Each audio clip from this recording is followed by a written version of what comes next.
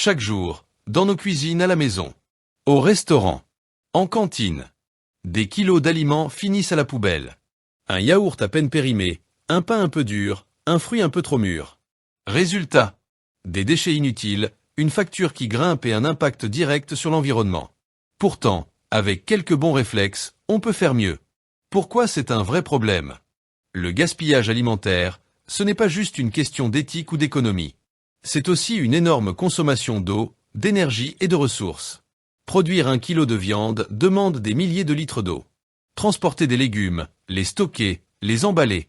Tout cela a un coût environnemental. Quand on jette de la nourriture, on gaspille bien plus que les aliments eux-mêmes. C'est là que l'objectif de développement durable, ODD, numéro 12 entre en jeu. Il vise à établir des modes de consommation et de production durables. Moins de déchets, une meilleure gestion des ressources, et surtout, une prise de conscience collective. Alors, comment on s'y prend? Acheter malin. Avant d'aller faire les courses, on vérifie ce qu'on a déjà dans le frigo et les placards.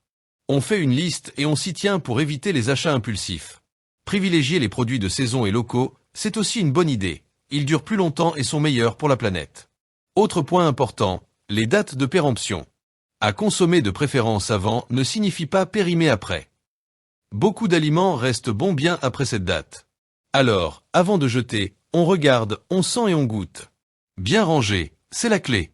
Une bonne organisation du frigo et des placards permet d'éviter que des aliments soient oubliés et finissent à la poubelle. La règle du premier entrée, premier sortie est simple. On met les produits les plus anciens devant et les nouveaux derrière. Les fruits et légumes ne se conservent pas tous au frigo.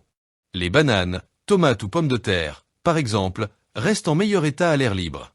Quant aux produits secs comme les pâtes ou le riz, les stocker dans des bocaux hermétiques les protège de l'humidité et des insectes.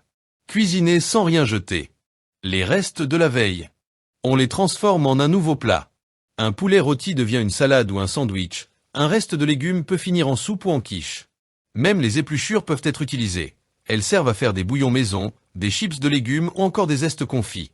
Et si un fruit ou un légume commence à trop mûrir, on le congèle pour une future compote ou un smoothie. Recycler au lieu de jeter. Beaucoup d'aliments qu'on pense perdus peuvent encore être utilisés. Le pain dur peut devenir du pain perdu ou de la chapelure. Les fruits trop mûrs se transforment en smoothie, compote ou confiture. Et si vraiment un aliment ne peut plus être consommé, il reste une solution, le compost. Les épluchures et restes alimentaires deviennent un excellent engrais naturel pour les plantes. Et dans les restaurants et cantines, les cuisines professionnelles ont aussi un rôle à jouer. Beaucoup appliquent les principes du lean manufacturing pour éviter le gaspillage. Acheter juste ce qu'il faut en fonction des réservations, ajuster les portions et former les équipes à mieux gérer les stocks. À la maison, on peut adopter les mêmes habitudes. Un peu d'organisation, un peu de bon sens, et hop, on gaspille beaucoup moins. Un petit geste, un grand impact. Moins jeter, mieux consommer, c'est bon pour le porte-monnaie, bon pour la planète et bon pour notre conscience. Chaque repas qu'on prépare et qu'on savoure sans rien gâcher, c'est une petite victoire pour un monde plus durable. Alors, prêt à relever le défi ?